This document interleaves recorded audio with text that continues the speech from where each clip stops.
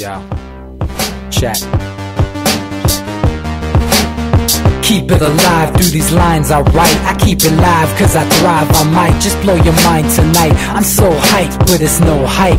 From this height, it's direct hits on sight. I'm your type, lend me your ears to show you that there's something in me. I'm not giving up, I'm standing right here, holding these days hostage. And I'll make this my year. We turning fear into love, and the love's in the air. I love doing this cause nothing compares. Nothing can share that same type of feeling when you feeling them flares. They can't catch it, it's havoc. I rip to a tear, switch the scenario. My stereos, I leave them impaired. Variables start to change and they're all in my range. I just gotta grab it, it's all mathematics. Every step is drastic, I make it fantastic. I'm trying to take your breath away. Asthmatic. This is live through the stereo. Go and let it blow, blow through the stereo. I'ma let them know through the stereo. Yo, here we go through the stereo, stereo. This is live through the stereo. Go and let it blow, blow through the stereo. I'ma let them know through the stereo. Yo, here we go through the stereo, stereo. Yeah, just nod your head with it, so explicit and vivid. Every image is intricate, intimate. I put my all into it, no scrimmage and no rules. I'm a pro tool, hear my heartbeat beat into the vocals. I'm so loco, lost my mind, oh no. It's ponderoso, dope, so no overdose, cause it's dope, yo. Man, this is house grown, mixed with some milestones. So I let the style flow down like the Dow Jones, bringing it with some foul tones, letting the crowd know we getting loud, so it's eardrum rudiments. Yeah, we bring it rude again. Move, little hooligan. Music for tuning in, full time to the 10. I'm on my clock like I told you. I'm doing this for dreams we pursuing. Hey you guys, welcome back to the Anti-Media Radio. It's Love On. You're here with me. It is a new month. Happy August. It's the 1st. It's Friday. Happy Friday. It's been an interesting week. On this journey. So, tonight we're going to talk about a few things. I wrote an article last night in the wee hours of the morning that I'd like to share with you guys. It's mostly about my perception on metamorphosis and like what I think our mission is as a person from the time we're conceptualized, and how I think we forget it. I also want to read to you some passages from Yogi Paramasana Yoganda. He's the one who wrote Autobiography of a Yogi. There's some cool passages in his book in relation to bringing out the best within you and happiness, and how does one obtain happiness. So I want to share with you a bunch of different perspectives. Perhaps you can identify with them.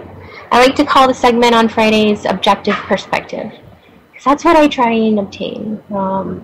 Amazing things happen when you remove from yourself, when you are able to view things aside from your biases or your particular emotions. I just try and look at things like as a person, not as Levon with these ideals, you know? Just trying to be open to whatever exists there. Because then I feel like I'm getting an actual, like an organic experience. Like, I like to use that word in every fashion. The word organic applies to everything. Just start saying it over and over in every sentence. It works, I promise. But anyways, I want to talk about personal evolution, mass potential. I feel like I've been on this new pathway, and it's just littered with awesomeness and like-minded people, there we go. And I feel like the true master of my universe. Like, I feel like all the things I want are right there, and I'm like, hey, wow, I did this. So I'm kind of marveling in that, and I'll share that with you guys. So, I want to invite you to call in. The number is 1-718-717-8296. I have the phones, and I can take your calls. If you want to talk about things, we can do that. Let me get this article going for you guys. It's called Life Ninja. like to think of myself as a ninja. So existing in this paradigm of shift, this now, is a trip. People are in limbo of what they thought life had to be and what they believe it could be. Letting go of the former versions of themselves and the ideals they carried is difficult and fear-provoking. So I find a lot of people that I'm interacting with, including myself, and perhaps this is why it's occurring, are just doing just that. They're trying to leave their job, the thing they have to do to kind of exist, to do it to like within them, the passion, the thing they love, the thing that makes them an individual within this existence. Like, we all have something we're really good at and something that we would love to do, and I think everybody should be able to get to do that. And more people feel this way. It's a common belief that exists nowadays. So it's interesting to see that catching like fire. So being a human being isn't anything but being. From the time we are conceptualized, every day we are continuously evolving, changing until we merge into this plane. Meaning your birth, you start off as apart from your mother and apart from your father, and you merge into this single thing. And then that thing divides, and so on and so on and so on. And then pretty soon you have organs and a nervous system, fingers and skin and hair. It's incredible. So how come when we get here, that changes? I continue. We know not that we are separate from the being that is our mother. Did you know that? That when you're born, you have to learn that you are a person other than her. So you have to learn how to exist apart from her comforts.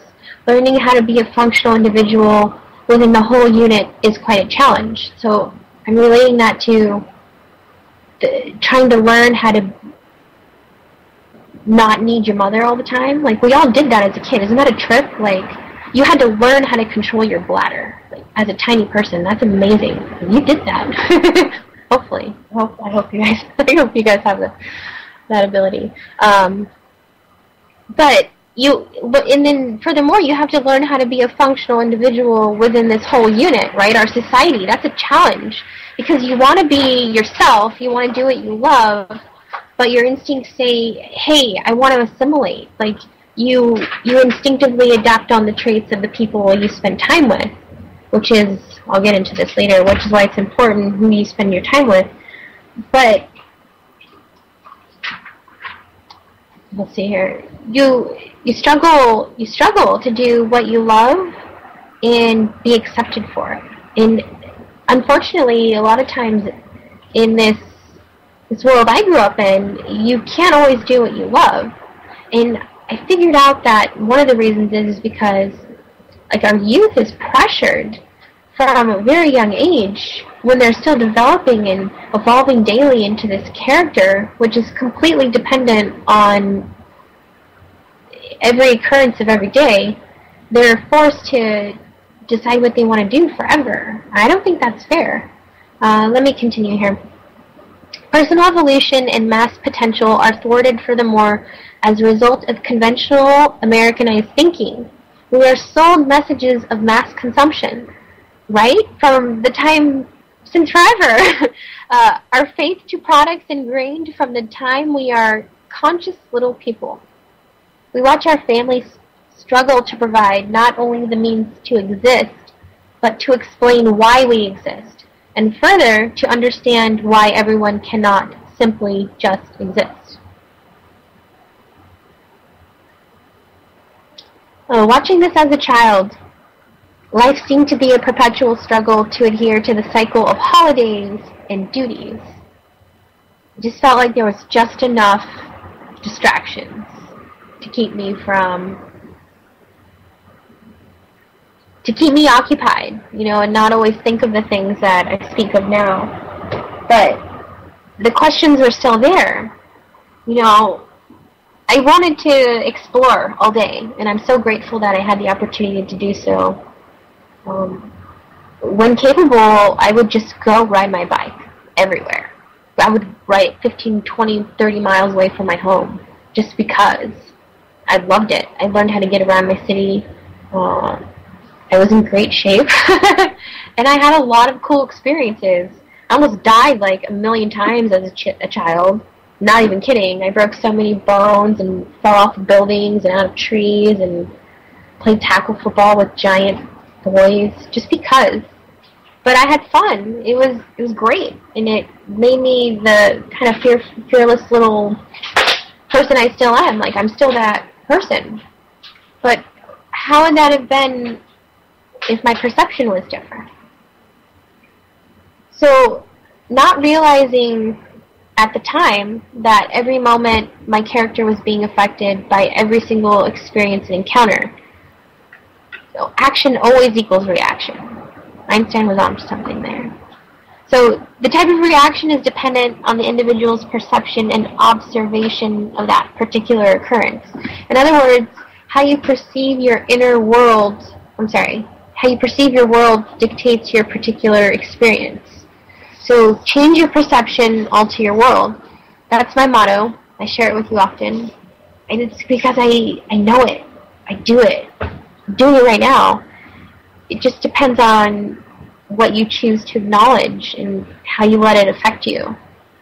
And I'm always reminding people, because this is what helps me, is to not let things happen to you. Like, let them move through you. And I know the results of not letting things move through you. And it's hard to learn how to do that. It's like, it's a cognitive process initially, but you obtain this mind-body connection, and you realize, like, wow, if I focus this intent here, and I would like this particular thing to occur, you can influence those types of reactions within you. We'll read more about that. So, this may sound crazy, this phenomenon I speak of, this law of attraction, this positive thinking. It seems to have some validity within my life sphere, as I shared. Like an insect drawn to light, with the right intentions and clear mind, ideal desires, they are manifesting. You are a light-producing, chemical-creating creature inhabiting a holographic machine, as it's so odd to think that you have the control of your existence. Buddha says, the thought manifests as the word manifests as the deed develops into habit, and the habit hardens into character. So watch the thought and its ways with care, and let it spring from love, born out of concern for all beings. I encourage you, fellow spiritual warrior, leave behind you the stuff and the things that define you. Be open to what your heart yearns for and make it so. Ignore the fear that others spit. Live in the moments you create from love. Raise your vibrations and look within for clarity. You already have everything you require. Time to utilize, and I'll add share your charity. And the mantra of today was, I love my body and I trust its wisdom. It's a powerful message. I share that with you because I know it's powerful. I remind you that for a living, I manage a healing center, and we have a lot of different modalities there that we apply to the human body, the human frame. And it's a holistic healing center, so we do things without the use of pharmaceuticals. We use herbs and organic lotions and things like tennis balls and foam rollers and myofascial release, which is a technique for releasing muscles, stretching and exercise, chiropractic, which is realignment. It's a form of therapy, like you reset the nervous system, which is crucial to the body and being well, kind of protects you from everything. We have a massage therapist who works on the energy that exists in people as a holographic machine in a sense. Like, you do have a light body, and we've talked about this before. So I encourage you guys to try some alternative healing to help with letting go of like old stuff and spiteful things and things that don't serve you anymore. Like, how much stuff are you carrying around in your body or in your mind or in your heart that's not even yours? Like, what if that's like your grumpy neighbor's crap? Or the jerk who cut you off yesterday? Like, you don't have to live in the turmoil of others. Like, I think that's what I'm trying to tell you here. Let's see here.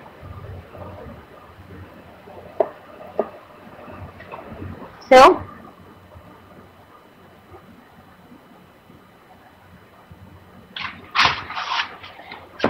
excuse me while I find my page here. Next topic is some words from a spiritual teacher that I'm finding great respect for, and I think you would find some use within his words. He also wrote, I always feel like I'm pronouncing this wrong. It's Paramasana Yoganda, author of an autobiography of a yogi.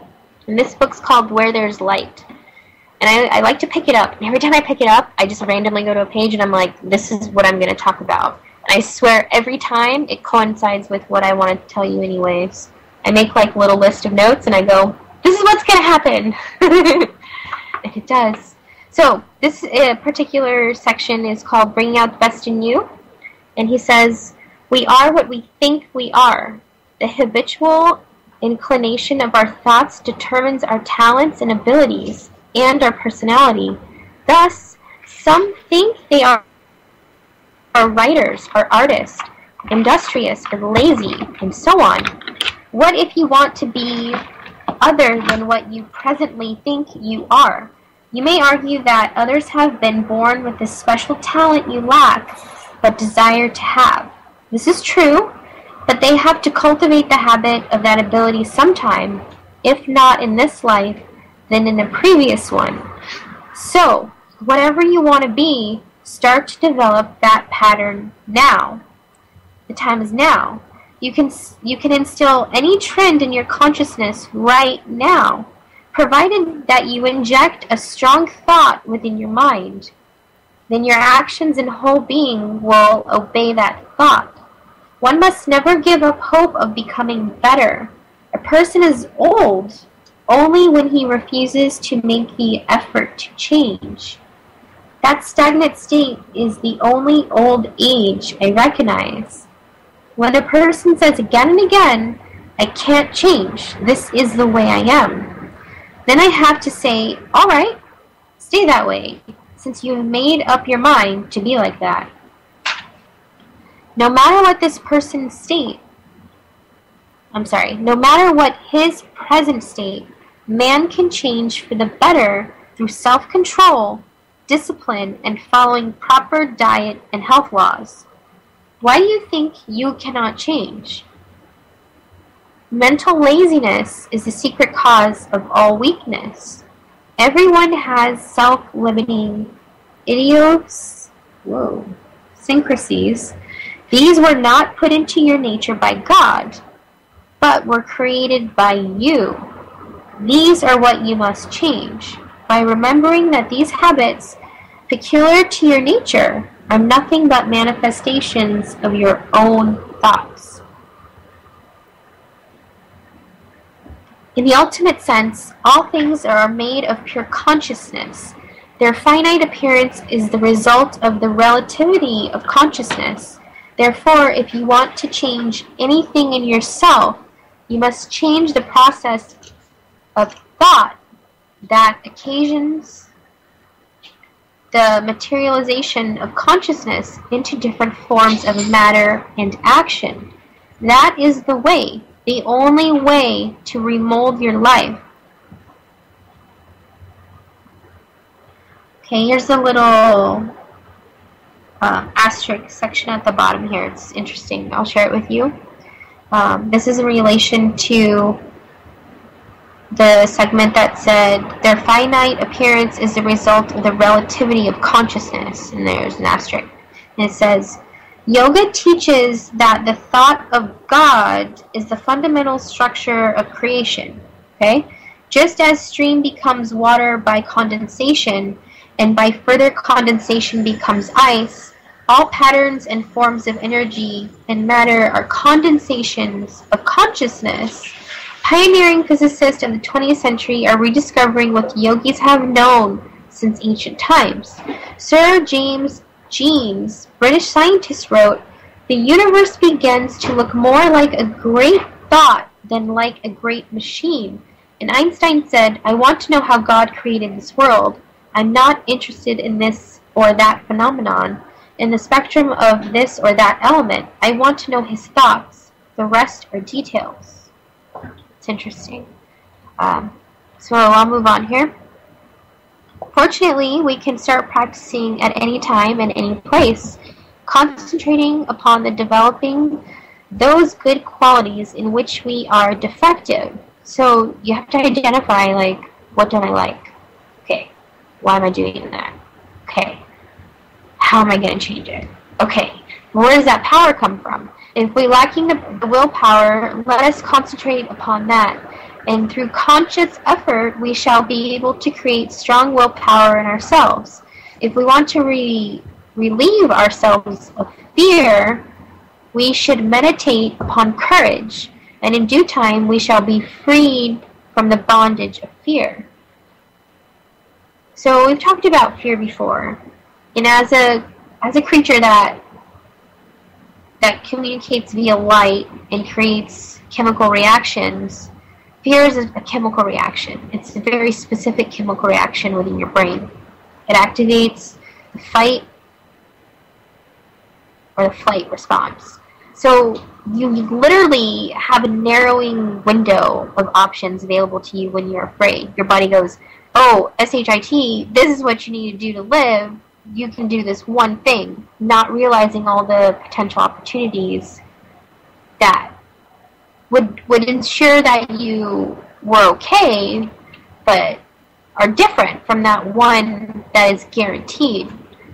So I've used this metaphor before. Say you're going through the woods, and you're like, yeah, I'm going through the woods, I'm so happy, and you're just having a great time. Out of nowhere, there appears a tiger, and then you're like, oh my god, there's a tiger. Out of nowhere. So you're afraid, right? And you look, and you notice there's a branch. So you pick up the branch, and you just start waving it around. And the tiger comes at you, and then you hit him with the branch, and he runs away. Okay, success. But when you were afraid in that moment, instead of going, oh, there's a tiger. Okay, look, there's a branch. Okay, I've got this taser in my pocket. Oh, and there's this pepper spray in my purse, and all these other options that I didn't remember or realize because I was afraid. So you've got to change your thinking pattern. It's difficult, but let's continue here. Very simply, all you have to do is think away your thoughts. No way. The ones you want to destroy by replacing them with constructive thoughts. This is the key to heaven, he says. It is in your hands. I think about that sometimes, especially when I wake up from the most intense, real dreams ever, and I'm here, and I'm convinced that this place is not real, and the place that I was just engrossed in, the dream, the quote-unquote dream, that's real. That's where I exist. And it really feels that way sometimes. And then I think, what if this place... Sorry, my phone's dying. What if this earth is what we humans call heaven or hell? Those are just words we made up. What if this is a place where we exist?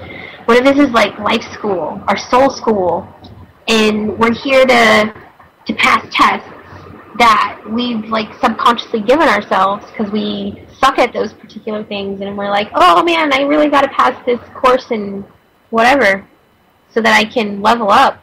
What if that's what this is? And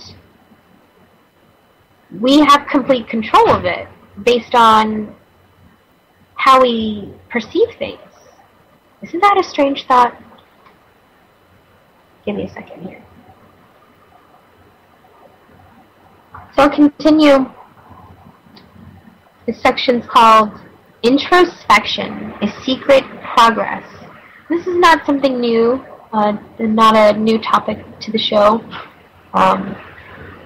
The first thing to do is to introspect, he says.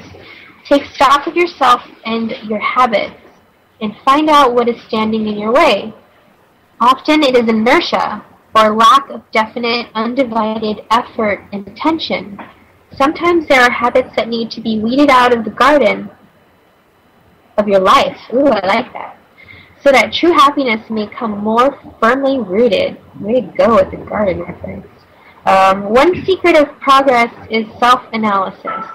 Introspection is a mirror in which to see recesses of your mind that otherwise would remain hidden from you. Diagnose your failures and sort out your good and bad and tendencies. Analyze what you are, what you wish to become, and what shortcomings are impeding you. Millions of people have never analyzed themselves. Mentally, they are mechanical products of the factory of their environment, preoccupied with breakfast, lunch, and dinner, working and sleeping, and going here and there to be entertained. They don't know how, why, what they are seeking, nor why they've never realized complete happiness and lasting satisfaction. By evading self-analysis, people go on being robots, conditioned by their environment. True self-analysis is the greatest art of progress. Everyone should learn to analyze himself dispassionately, which is what I spoke of earlier. Write down your thoughts and aspirations daily. Find out where you are, not what you imagine you are, because you want to make yourself what you ought to be. Most people don't change because they don't see their own faults. It's true. So many times I've looked back in retrospection, like, not ashamed, but like, you ass. Like, what are you doing? But then I feel successful. I'm like, okay, I'm obviously different now because I'm like, hey, you jerk. Like, that was not okay. I have a more advanced or a better understanding of said situations. I love analyzing my faults. Like, I know it's weird, but every day I'm like, how was this day? What happened? There's some portion of the day where I have this little mental defrag, and I'm like today, I was rude to a patient. I was, and it doesn't happen very often, but sometimes that sassy little catty woman in me just comes out. This guy is just condescending, and he's always been that way. He calls me at 4 in the freaking morning and says I'm on my way, or like, I'm going to be on my way as soon as you open, not asking, hey, is there availability? He just barges in. And today, in a not so ideal fashion, like, I was going to use a massager on him to loosen up his muscles, and instead of saying, hey, can you use more intense pressure, or the doctor uses a very specific aspect of that vibrocussor, like he uses the harder portion so that it gets deeper into my muscles. Instead he said, you're bad at that. And I was like, okay, just have a nice time relaxing. I'm going this way. You know, I'm too busy. And I responded in a way that was catty, but that's what happened. But in retrospect, I should have been like, oh, okay, how can I make it better? That's what I should have said. Instead of, I'm going this way. Like, I made it clear to him that he was wasting my time, and I shouldn't have done that. But nobody deserves that. But that's definitely on my list of things that I noted in my mind today, like, whoa, self, that was crap. You shouldn't operate that way. Like, that's not your character. You don't want to be remembered for moments like that. Like, that's not what you're about. So, I'm not a perfect person. I don't claim to be. I just share with you the things that help me be a better version of me. Because I want you to meet the other yous. And I figured out the way to meet the other yous, the people who are doing what you're doing and will support you in what you're doing, and people that you can support in what they're doing because you believe in it, is to be you. And the only way to be you is to have this introspection session every day. Like, you've got to do it. It's cool. Hang out with yourself. It's like the best thing. I'll continue here before I get more ridiculous. So, where are we? Okay. Wow, this is interesting. It's like I wrote this book. One who has not kept a mental diary should begin in this practice. The knowledge of just how much and in what way he feels in the daily experiences of life may stimulate him to more effort to be what he should be. By keeping a journal and by using discrimination to destroy the bad habits that create pain and suffering for ourselves and others, we will get rid of them. Every night we should ask ourselves, how long have I been, he says, with God today. But to not offend anybody, I would communicate that, how long have I been connected today? I just like to feel aware. I feel like being in the moment, like that's how I feel closest to what we call God. It's just another word people use. So he says, we should analyze how much we have deeply thought and how much we have accomplished in our duties, how much we have done for others, and how we have governed ourselves in various situations of the day.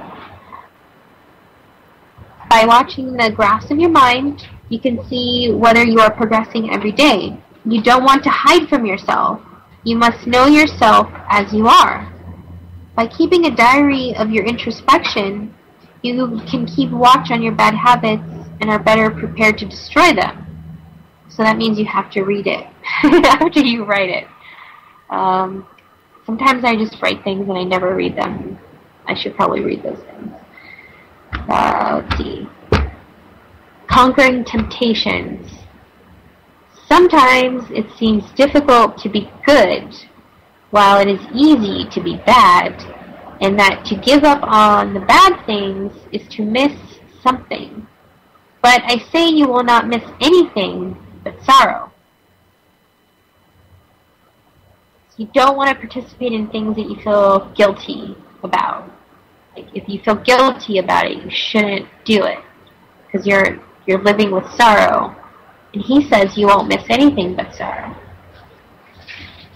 Everything that great ones have warned against is like poisoned honey. I say don't taste it. You may argue, but it is sweet. Well, my reasoning is that after you have tasted the sweetness, it will destroy you. Evil has made sweet to delude you. You have to use your discrimination to distinguish between poisoned honey and that which is in your best interest.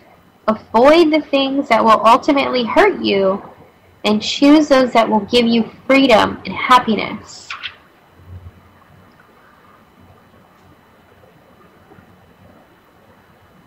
Wisdom consists in avoiding such violations and finding peace and happiness within yourself through thoughts and actions that are in harmony with your real self. I've had several meditations, and you can find some, I'm sure, online in various places. I encourage you on how to connect to your authentic self. I think that's really important to figure out and have this process of like, what makes me go? What do I love? Like, how do I find that? How do I get that thing that I love? What's step one? And break it down. This is planning. You should plan out a map of you. And it's going to change every day, every moment, depending on what you think. So why not have that session where you overview so you can change what you might think about it and imprint like the consensus, you know? It's a cool experience. So he continues with, whenever there is an overwhelming desire in your heart, use your discrimination. Ask yourself, is it a good desire? Is it a good desire or a bad desire for which I seek fulfillment? Maternal desires encourage our bad habits by engendering false hopes of satisfaction and happiness. At such times, one should summon his discriminative powers to reveal the truth. Bad habits lead ultimately to unhappiness. It's interesting. Thus exposed, bad habits become impotent to hold man in their misery-making sway. You don't want to practice bad habits because that'll become a part of your character. Like you don't want to feed that aspect of you. Resisting temptations isn't the denial of all the pleasures in life. It is to have super control over what you want to do. He says, I am showing you the way to real freedom, not the false sense of freedom that in fact is compelling you to do what your habits lead you to do. The old orthodox way is to deny temptation, to suppress it, but you must learn to control that temptation. It is not a sin to be tempted. Even though you are boiling with temptation, you are not evil. But if you yield to that temptation, you are caught temporarily by the power of evil. You must erect about yourself. He says, protecting yourself with wisdom. There is no stronger force that you can employ against temptation than wisdom. Complete understanding will bring you to the point where nothing can tempt you to actions that promise pleasure, but in the end will only hurt you. Until you have attained wisdom, when temptation comes first, you must stop the action or urge and then reason. If you try to reason first, you will be compelled, in spite of yourself, to do the thing that you don't want to do, because temptation will overcome all reason. Just say no, he says, and get up and go away. It's interesting. So he's talking about willpower. He says, all joy depends on the ability to do which conscience tells you you should do. So you should follow your instincts. What a weird notion.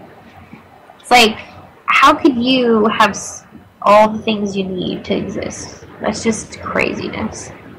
When you say no to temptation, you must mean no. Don't give in. The spineless weakling all the time says yes.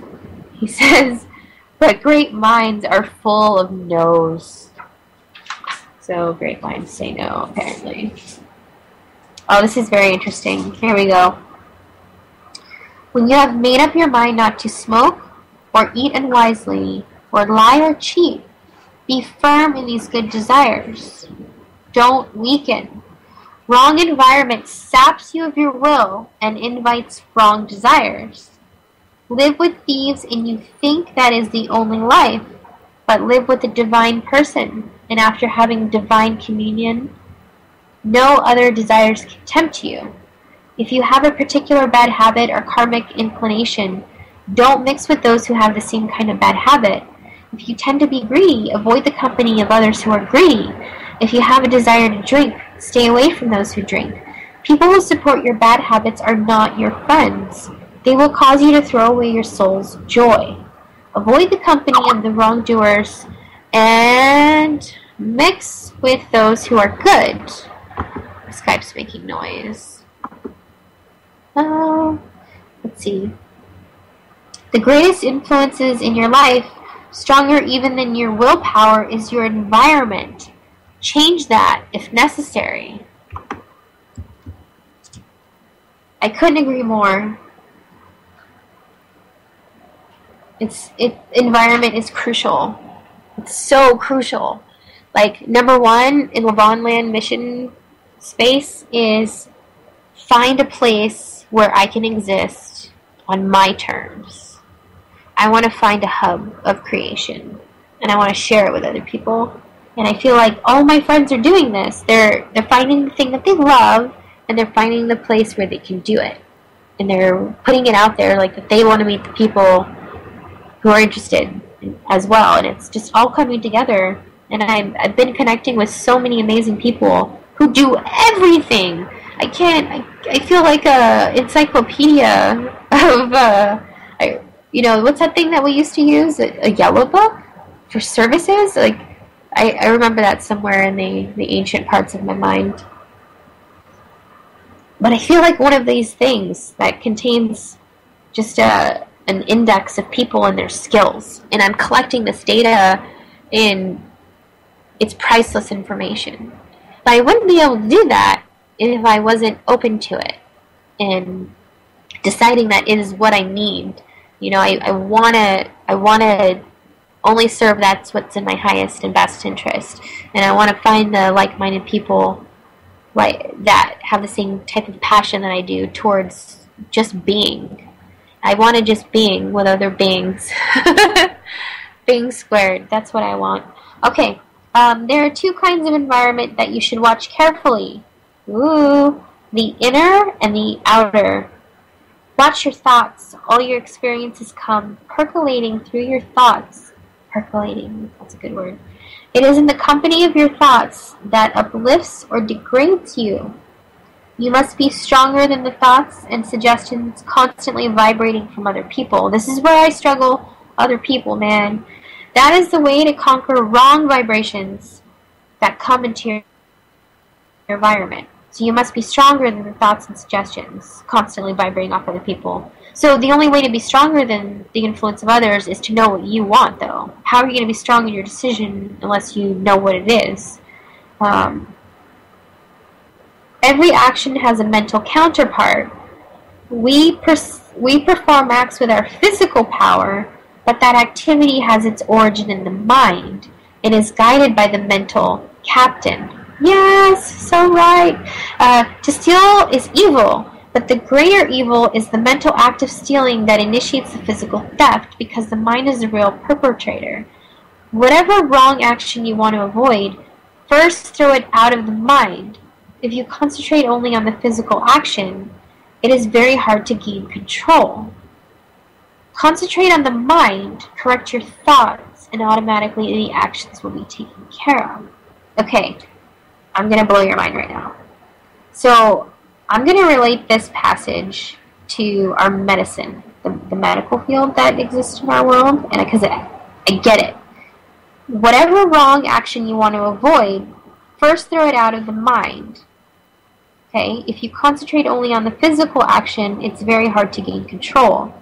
So when something goes wrong in the body, and this is where I struggle in my particular existence, is that's the body's way of saying, hey, this hurts. Give it attention. This is not good.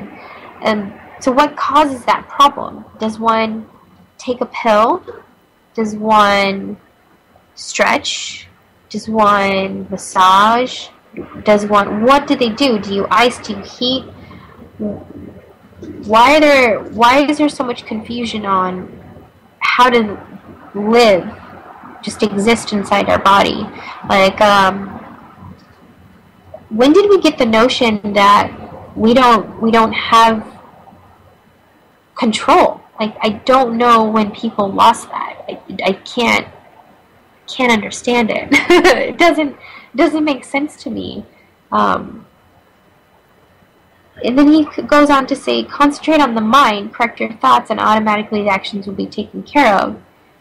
So many times I have seen this to be a true notion, especially within my patients. And when they come in, they all are very they're very rigid. You know, they're unhappy and they're tense because they're in pain. Nobody is happy when they're in pain.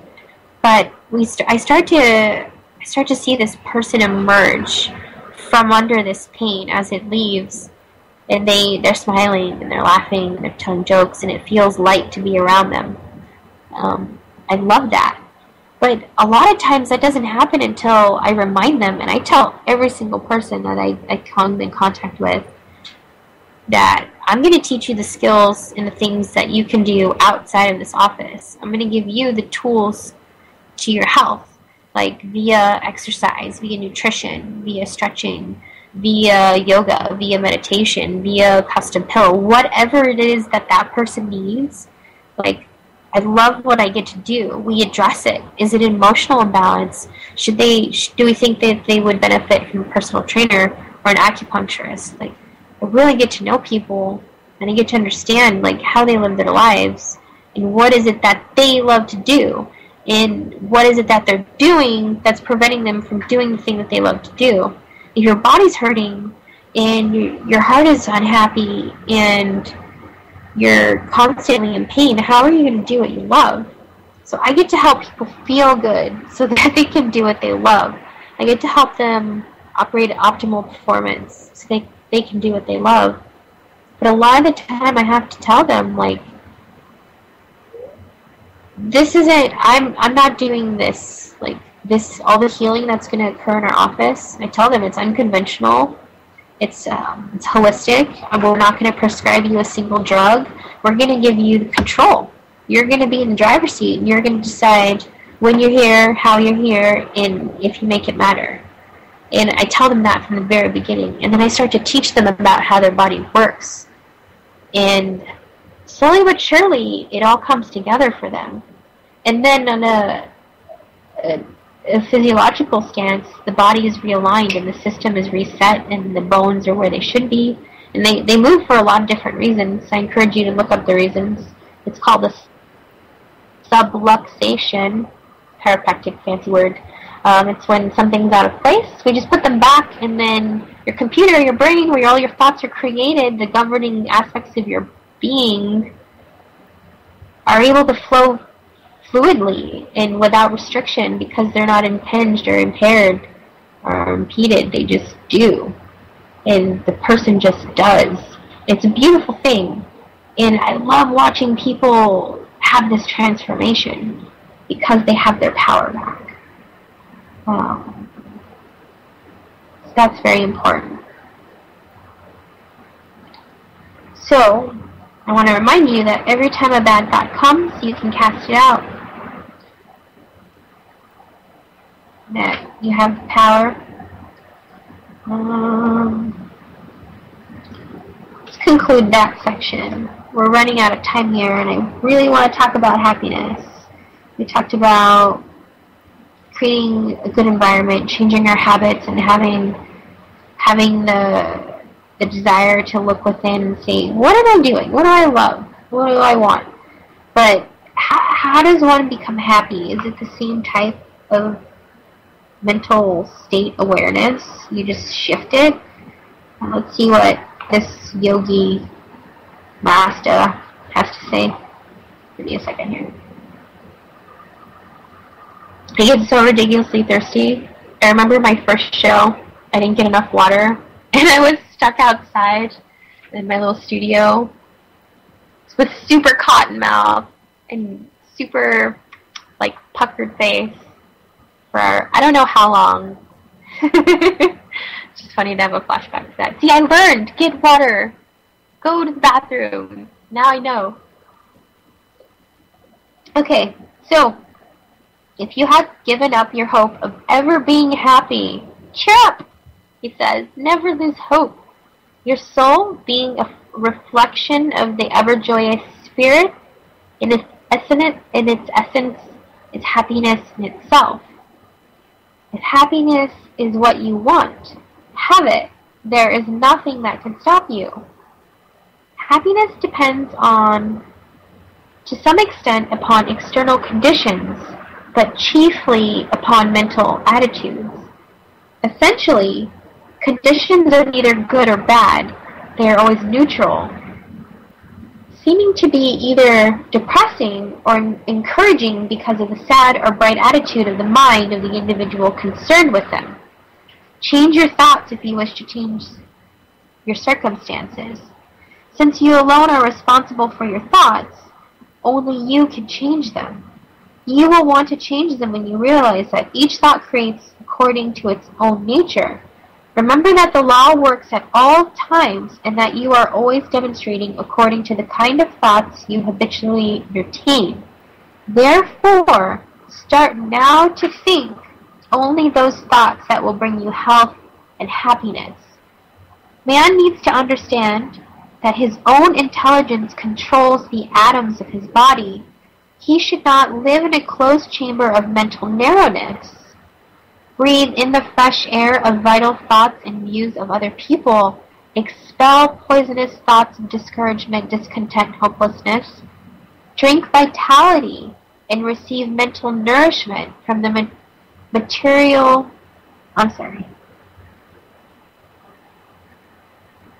materially and spiritually progressive minds. Feast unstingingly on the creative thinking within yourself and others. Take long mental walks on the path of self-confidence. Exercise with the instruments of judgment, introspection, and initiative. The mind, being the brain, feeling, and perception of all living cells, can keep the human body alert or depressed. The mind is the king, and all its cellular subjects behave exactly according to the mood of the royal master. Just as we concern ourselves with the nutritive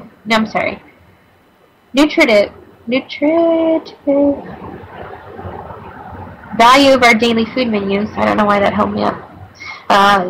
So should we consider the potency of the psychological menus that we daily serve the mind? Ooh, I like that.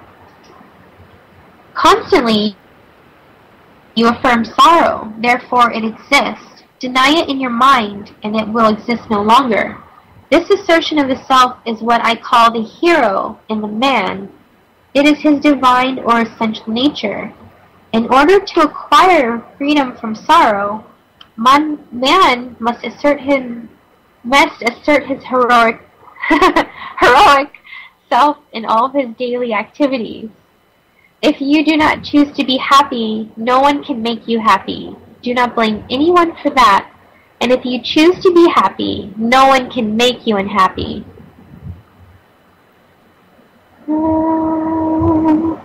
Often we continue to suffer without making an effort to change.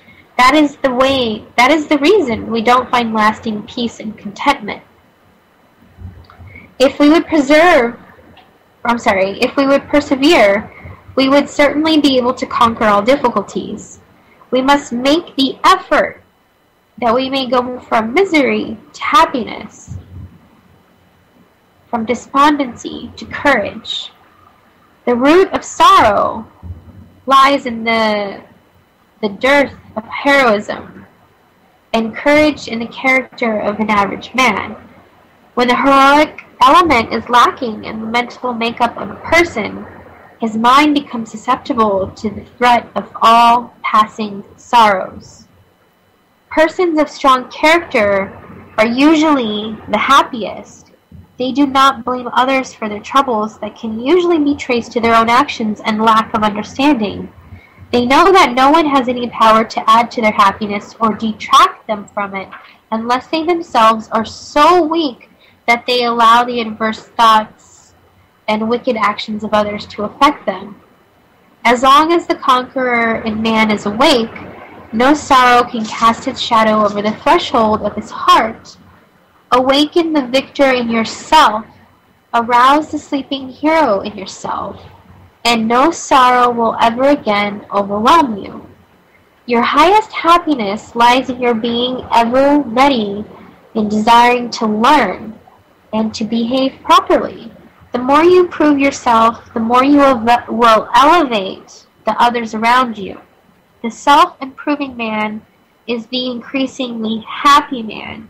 The happier you become, the happier will be the people around you. So true. Avoid a negative approach to life. Why gaze down the sewers when there is loveliness all around us? One may find some fault in even the greatest masterpiece of art, music, and literature, but isn't it better to enjoy their charm and glory? Nearly everyone is familiar with those three little monkey figures that depict Maximum. See no evil, hear no evil, speak no evil. I emphasize the positive approach. See that which is good. Hear that which is good. Speak that which is good. Good and evil, the positive and the negative, both exist in this world. While trying to keep the consciousness positive, many people become unreasonably afraid of the negative, right? So you're aware of one, you're just automatically aware of the other. It is useless to deny that negative thoughts exist, but neither should you fear them. Use your discrimination to analyze wrong thoughts and dump them. Ooh, somebody's calling. 1 second, guys.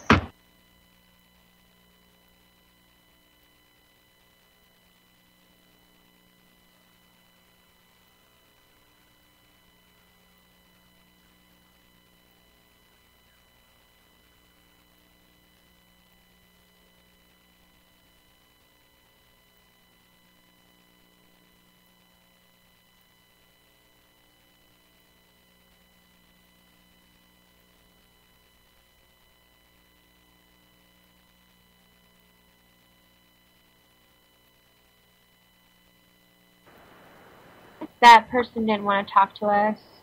They hung up. So we were talking about letting go of the negative, the things that don't serve you. And I'll tell you guys how to do that. There's a lot of different techniques. I encourage you to listen back to some previous episodes / moments in time where we talk about effectively letting go of stuff that doesn't serve us. I don't know the exact dates off the top of my mind. I apologize. So I'll continue. Life has a bright side and a dark side. For the world of relativity is composed of light and shadows. If you permit your thoughts to dwell on evil, yourself will become ugly. Look only for the good in everything, that you absorb the quality of beauty. Thinking, reading, and repeating statements of truth with deep attention will help to clear away negation. Sorry, these words are split up weird in this book, and I'm going really fast. I'm trying to get it all in here. To help clear away the negation and to establish a positive attitude in your mind, repeat your prayers and affirmations with deep concentration until you establish a habit of thought, until it becomes as natural for you to think in the right way as it previously was to think negatively. So repatterning, cognitive restructuring. I've taught you methods of that. That's easy stuff for you guys. Let's see here. What shall we end with?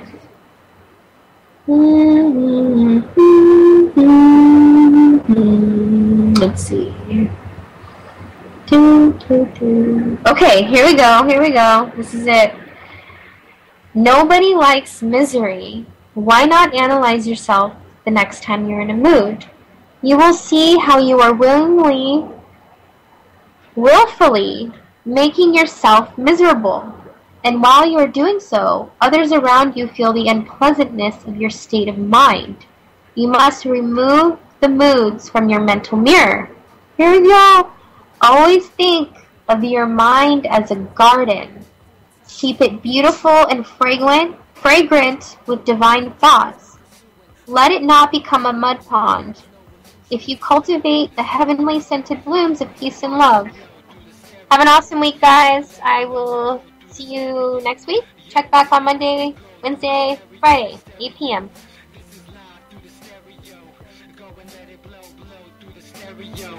I'ma let them know through the stereo. Yo, here we go through the stereo.